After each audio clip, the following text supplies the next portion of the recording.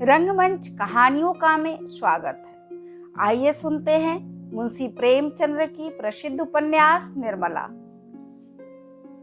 जब हमारे ऊपर कोई विपत्ति आ पड़ती है तो उससे हमें केवल दुख ही नहीं होता, हमें दूसरों के ताने भी सहने पड़ते हैं।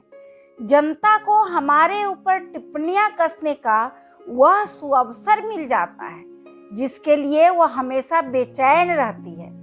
मनसाराम क्या मरा, मानो समाज को उन पर आवाजें कसने का बहाना मिल गया। भीतर की बातें कौन जाने, प्रत्यक्ष बात यही थी कि यह सब सौतेली माँ की करतूत है। चारों तरफ यही चर्चा थी।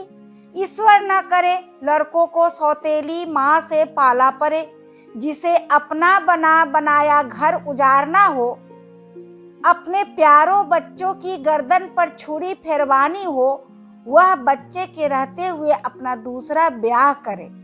ऐसा कभी नहीं देखा कि सौत के आने पर घर तबाह न हो गया हो।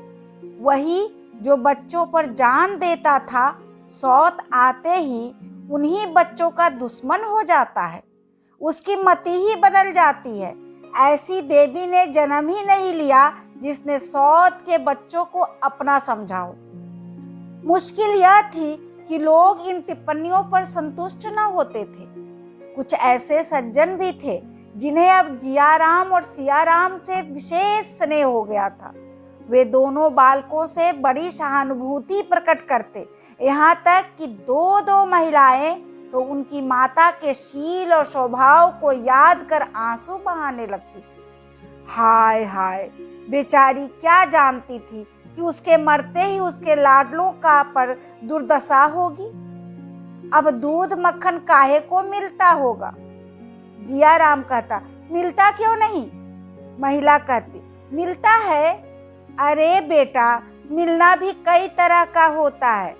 पानी वाला दूध टके सेर मंगा कर रख दिया, पियो चाहे ना पियो, कौन पूछता है? नहीं तो बेचारी नौकर से दूध मंगवा कर मंगवाती थी, वह तो चेहरा ही कह देता है। दूध की सूरत छिपी नहीं रहती, वह सूरत नहीं रही। जियाराम को अपनी अम्मा के समय के दूध का स्वाद तो याद था नहीं, जो इस आक्षेप का उत्तर देता, और न उस समय की अपनी सूरत ही याद थी, चुप रह जाता। इन शुभकामनाओं का असर भी पड़ना स्वाभाविक था। जियाराम को अपने घर वालों से चिढ़ होती जाती थी। मुंशी जी मकान नीलाम हो जाने के बाद दूसरे घर में उठ आए तो किराए की फिक्र हुई। निर्मला ने मक्खन बंद कर दिया, वह आमदनी ही न रही तो खर्च कैसे रहता? दोनों कहार अलग कर दिए गए। जियाराम को यह कतर ब्योंत बुरी लगती थी। अब निर्मला मैके चली गई तो मुंशी जी ने दूध भी बंद कर दिया। नवजात कन्या की चिंता अभी से उनके सिर पर सवार हो गई थी। जियाराम ने बिगड़ कर कहा, दूध बंद करने से आपका महल बन रहा होगा, भोजन भी बंद कर दीजिए। मुंशी जी, दूध पीने का शौक है तो जाकर दुहा क्यों नहीं लाते? पानी के पैसे तो मुझसे ना दिए जाएंगे। जियाराम, मैं दूध दुहाने जाऊं? कोई स्कूल का लड़का देख ले तब? मुंशी जी, तब कुछ नहीं, कह देना अपने लिए दूध लिए जाता हूँ। दूध लाना कोई चोरी नहीं है। जियाराम, चोरी नहीं है?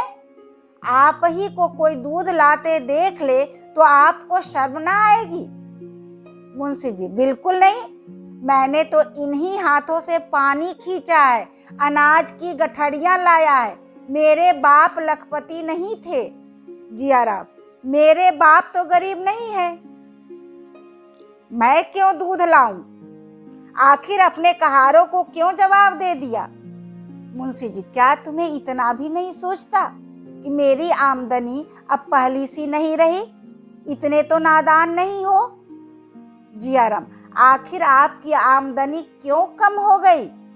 मुंशी जी, जब तुम्हें अकल नहीं है तो क्या समझाऊं?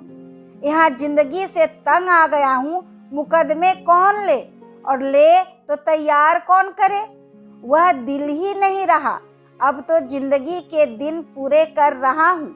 सारे अरमान लल्लू के साथ चले गए। जियाराम, अपने ही हाथों ना।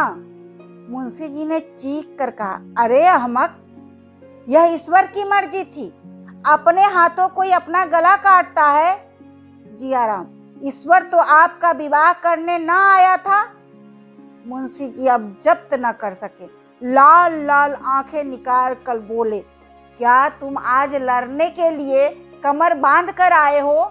आखिर किस बरसे पर? मेरी रोटियां तो नहीं चलाते? जब इस लायक हो जाना तो मुझे उपदेश देना, तब मैं सुन लूंगा। अभी तुमको मुझे उपदेश देने का अधिकार नहीं। कुछ दिनों अदब और तमीज सीखो।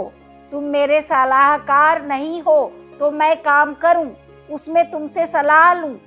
मेरी पैदा ही हुई है दौलत है, उसे जैसे चाहूं खर्च कर सकता हूं। तुमको जबान खोलने का हक नहीं है। अगर फिर तुमने मुझसे ऐसी बेअदबी की तो नतीजा बुरा होगा। जब मनसाराम ऐसा रत्न खोल कर मेरे प्राण ना निकले तो तुम्हारे बगैर मैं मर ना जाऊंगी, समझ गए? यह बड़ी फटकार पाकर भी जियाराम वहां से ना टला। निशंक भाव से बोला, तो क्या आप चाहते हैं कि हमें चाहे कितनी ही तकलीफ हो मुंह ना खोले? मुझसे तो यह ना होगा। भाई साहब को अदब और तमीज का जो इनाम मिला उसे मुझे भूख नहीं, मुझ में जहर खाकर प्राण देने की हिम्मत नहीं। ऐसे अदब को दूर से दंडवत। मुंशी जी, तुम्हें ऐसी बातें करते शर्म नहीं आती? जियाराम, लड़के अपने बुजुर्गों ही का नकल करते हैं। मुंशी जी का क्रोध शांत हो गया। जियाराम पर उसका कुछ भी असर न होगा, इसका उन्हें यकीन हो गया। उठकर टहलने चले गए। आज उन्हें सूचना मिल गई कि इस घर का शीघ्र ही सर्वनाश होने वाला है। उस दिन से पिता और पुत्र में किसी न किसी बात पर रोज ही एक झड़प हो जाती। मुंशी जी ज्यों त्यों तरह देते थे, जियाराम और भी शेर हुआ जाता था। एक दिन जियाराम ने रुक्मणी से यहाँ तक कह डाला, बाप है यह समझकर छोड़ देता हूँ, नहीं तो मेरे ऐसे ऐसे साथी हैं कि चाहूं तो भरे बाजार में पिटवा दूं। रुक्मणी ने मुंशी जी से कह दिया। मुंशी जी ने प्रकट रूप से तो बेपरवाही दिखाई, पर उनके मन में शंका समा गई। शाम को सैर करना छोड़ दिया। नई चिंता सवार हो गई। इसी भय से निर्मला को भी न लाते थे कि शैतान उसके साथ भी यही बर्ताव करेगा। जियाराम एक बार दबी जबान कह भी चुका था, देखूं अब कि कैसे इस घर में आती है। दूर ही से न दुत्कार दूं तो जियाराम मेरा नाम नहीं। बूढ़े मियाँ कर ही क्या लेंगे? मुंशी जी भी खूब समझ गए थे कि मैं इसका कुछ भी नहीं कर सकता। कोई बाहर का आदमी होता तो उसे पुलिस और कानून के शिकंजे में कसते। अपने लड़कों को क्या करे? सच कहा है, आदमी हारता है तो अपने लड़कों से। एक दिन डॉक्टर साहब ने जियाराम को बुलाकर समझाना शुरू किया। जियाराम उनका अदब करता था, चुपचाप बैठा सुनता रहा। जब डॉक्टर साहब ने पूछा, आखिर तुम चाहते क्या हो, तो वह बोला, साफ साफ कह दूं ना, बुरा तो ना मानिएगा। सिन्हा, नहीं, जो तुम्हारे मन में हो साफ साफ कह दो। जियाराम, तो सुनिए, जब से भैया मरे हैं मुझे पिताजी की सूरत देखकर क्रोध आता है। मुझे ऐसा मालूम होता है कि इन्हीं ने भैया की हत्या की है और एक दिन मौका पाकर हम दोनों भाइयों की हत्या करेंगे। अगर इनकी यह इच्छा न होती तो ब्याह ही क्यों करते? डॉक्टर साहब ने बड़ी मुश्किल से हंसी रोककर कहा, तुम्हारी हत्या करने के लिए उन्हें ब्याह करने की जरूरत थी? यह बात मेरी समझ में नहीं आई। बिना ब्याह किए भी हत्या कर सकते थे। जियाराम, उस वक्त तो उनका दिल ही कुछ और था। हम लोगों पर जान देते थे, अब मुंह नहीं देखना चाहते। उनकी यही इच्छा है कि उन दोनों प्राणियों के सिवा घर में और कोई न रहे। अब जो लड़की होंगे उनके रास्ते से हम लोग हटा देना चाहते हैं। यही उन दोनों आदमियों की दिली मंशा है। हमें तरह तरह की तकलीफें देकर भगा देना चाहते हैं। इसलिए आजकल मुकदमे नहीं लेते। हम दोनों भाई आज भाग जाएं तो फिर देखिए कैसे बाहर आती है। डॉक्टर, अगर तुम्हें भगाना होता तो कोई इल्जाम लगाकर घर से निकाल देते। जिया, इसके लिए पहले ही से तैयार बैठा हूँ। डॉक्टर, सुनूं, क्या तैयारी की है? जिया, जब मौका आएगा देख लीजिएगा। यह कहकर जिया राम चलता हुआ। डॉक्टर सिन्हा ने बहुत पुकारा पर उसने फिर कर देखा भी नहीं। कई दिन के बाद डॉक्टर साहब की जिया राम से फिर मुलाकात हो गई। डॉक्टर साहब सिनेमा के प्रेमी थे और जिया राम की तो जान ही सिनेमा में बसती थी। डॉक्टर साहब ने सिनेमा पर आलोचना करके जिया राम की बातों में लगा लिया और अपने घर लाए। भोजन का समय आ गया था। दोनों आदमी साथ ही भोजन करने बैठे। जिया राम को वहाँ भोजन बहुत स्वादिष्ट लगा। बोला, मेरे यहाँ तो जब महाराज अलग हुआ खाने का मजा ही जाता रहा। बुआ जी पक्का वैष्णवी भोजन बनाती हैं, जबरदस्ती खा लेता हूँ पर खाने की तरफ ताकने का जी नहीं चाहता। डॉक्टर, मेरे यहाँ तो जब घर में खाना पकता है तो इससे कहीं स्वादिष्ट होता है। तुम्हारी बुआ जी प्याज लहसुन न छूती होंगी। जी हाँ साहब, उबाल कर रख देती है। लाला जी को इसकी परवाह ही नहीं कि कोई खाता है या नहीं, इसलिए तो महाराज को अलग किया है। अगर रुपए नहीं है तो रोज गहने कहाँ से बनते हैं? डॉक्टर, यह बात नहीं है जिया राम, उनकी आमदनी सचमुच बहुत कम हो गई है। तुम उन्हें बहुत दिक करते हो। जिया हंसकर, मैं उन्हें दिक करता हूँ? मुझसे कसम ले लीजिए, जो कभी उनसे बोलता भी हूँ। मुझे बदनाम करके इन्होंने बीड़ा उठा लिया है। बेसबब पीछे पड़े रहते हैं, यहाँ तक कि मेरे दोस्तों से भी उन्हें चिढ़ है। आप सोचिए, दोस्तों के बगैर कोई जिंदा रह सकता है? मैं कोई लुच्चा नहीं हूँ, कोई लुच्चों की सोहबत रखूं? अगर आप दोस्तों ही के पीछे मुझे रोज सताया करते हैं, कल तो मैंने साफ कह दिया, मेरे दोस्त आएंगे, किसी को अच्छा लगे या बुरा। जनाब, कोई हो हर वक्त की धौंस नहीं सह सकता। डॉक्टर, मुझे तो भाई उन पर दया आती है, बहुत दया आती है। यह जमाना उनके आराम करने का था। एक तो बुढ़ापा, उस पर जवान बेटे का शोक, स्वास्थ्य भी अच्छा नहीं। ऐसा आदमी क्या कर सकता है? वह जो कुछ थोड़ा बहुत करते हैं बहुत वही है। तुम अभी और कुछ नहीं कर सकते तो कम से कम अपने आचरण से तो उन्हें प्रसन्न रख। हंसकर बोलना ही उन्हें खुश करने के लिए काफी है। इतना पूछने में तुम्हारा क्या खर्च होता है? बाबूजी, आपकी तबीयत कैसी है? वह तुम्हारी यह उदंडता देखकर मन ही मन कूढ़ते रहते हैं।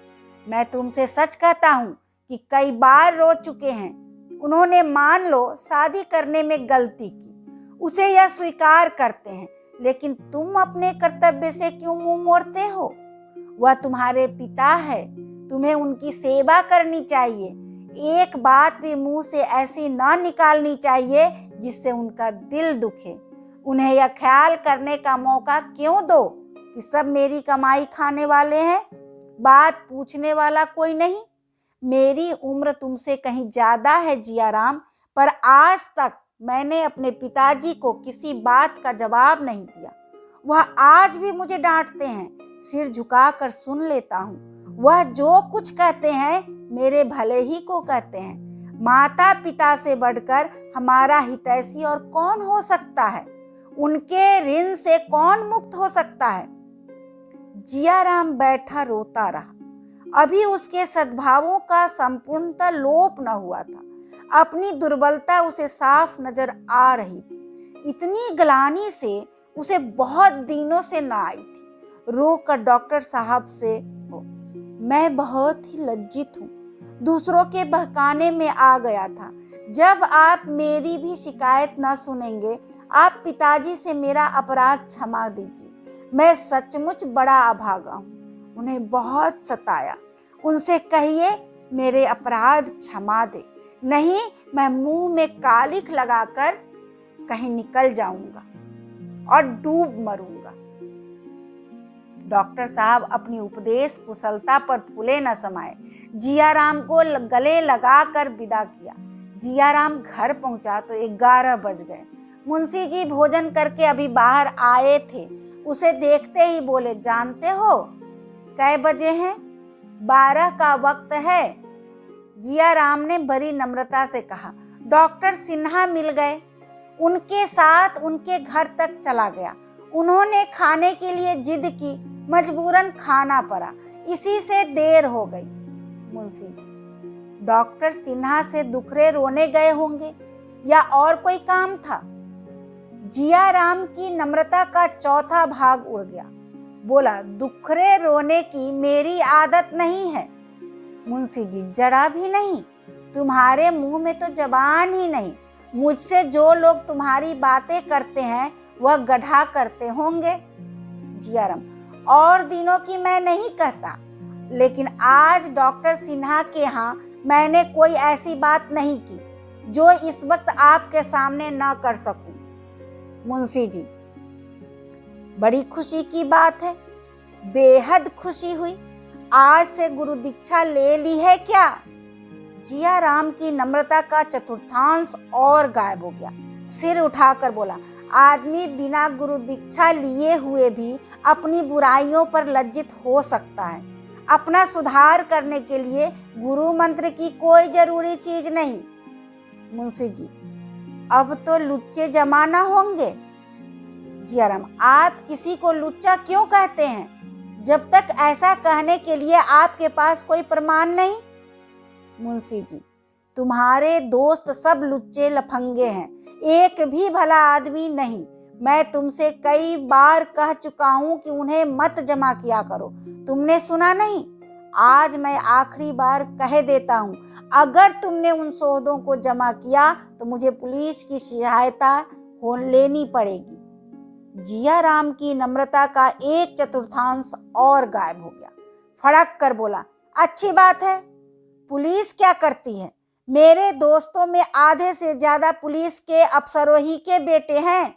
जब आप ही मेरा सुधार करने पर तुले हुए हैं तो मैं व्यर्थ क्यों कष्ट उठाऊं? यह कहता हुआ जियाराम अपने कमरे में चला गया और एक क्षण के बाद हारमोनियम के मीठे स्वरों में आवाज आने लगी। सहृदयता का जलाया हुआ दीपक निर्दय व्यंग के हर एक झोंके से बुझ गया। अड़ा हुआ घोड़ा चुमकारने से जोर मारने लगा था, पर हंटर पड़ते ही फिर अड़ गया और गाड़ी पीछे ढकेलने लगा। अब की सुधा के साथ निर्मला को आना पड़ा। वह तो मैके में कुछ दिन और रहना चाहती थी, लेकिन शोकातुर सुधा अकेले कैसे रहती, उसकी खातिर आना ही पड़ा। रुक्मणी ने भूंगी से कहा, देखती है बहू मैके से कैसा निखर कर आई है। भूंगी ने कहा, दीदी माँ के हाथ की रोटियां लड़कियों को बहुत अच्छी लगती है। रुक्मणी, ठीक कहती है भूंगी, खिलाना तो कुछ माँ ही जानती है। निर्मला को ऐसा मालूम हुआ कि घर का कोई आदमी उसके आने से खुश नहीं। मुंशी जी ने खुशी तो बहुत दिखाई, पर हृदयगत चिंता को ना छिपा सके। बच्ची का नाम सुधा ने आशा रख दिया था। वह आशा की मूर्ति सी थी भी, देखकर सारी चिंता भाग जाती थी। मुंशी जी ने उसे गोद में लेना चाहा तो रोने लगी, दौड़कर माँ से लिपट गई, मानो पिता को पहचानती ही नहीं। मुंशी जी ने मिठाइयों से उसे परचाना चाहा। घर में कोई नौकर तो था नहीं, जाकर सियाराम से 2 आने की मिठाइयाँ लाने को कहा। जियाराम भी बैठा हुआ था, बोल उठा, हम लोगों के लिए तो कभी मिठाइयाँ नहीं आती। मुंशी जी ने झुंझला कर कहा, तुम लोग बच्चे नहीं हो। जियाराम, और क्या बूढ़े हैं? मिठाइयाँ मंगवा कर रख दीजिए तो मालूम हो कि बच्चे हैं या बूढ़े हैं। निकालिए 4 आने और, आशा की बदौलत हमारे नसीब भी जागे। मुंशी जी, मेरे पास इस वक्त और पैसे नहीं हैं, जाओ सिया, जल्द आना। जियाराम, सिया नहीं जाएगा, किसी का गुलाम नहीं है। आशा अपने बाप की बेटी है तो वह भी अपने बाप का बेटा है।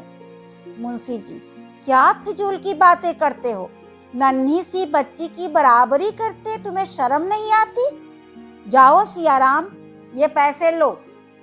जियाराम, मत जाना सिया, तुम किसी के नौकर नहीं हो। सिया बड़ी दुविधा में पड़ गया, किसका कहना माने।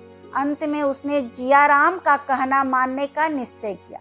बाप से ज्यादा घुरक देंगे, जिया तो मारेगा, फिर वह किसके पास फरियाद लेकर जाएगा। बोला, मैं ना जाऊंगा। मुंशी जी खुद बाहर चले गए और 1 रुपए की मिठाई लेकर लौटे। 2 आने की मिठाई मांगते हुए उन्हें शर्म आई। हलवाई उन्हें पहचानता था, दिल में क्या कहेगा। मिठाई लिए मुंशी जी अंदर चले गए। सियाराम ने मिठाई का बड़ा सा दोना देखा तो बाप का कहना न मानने का उसे दुख हुआ। अब वह किस मुंह से मिठाई लेने अंदर आएगा?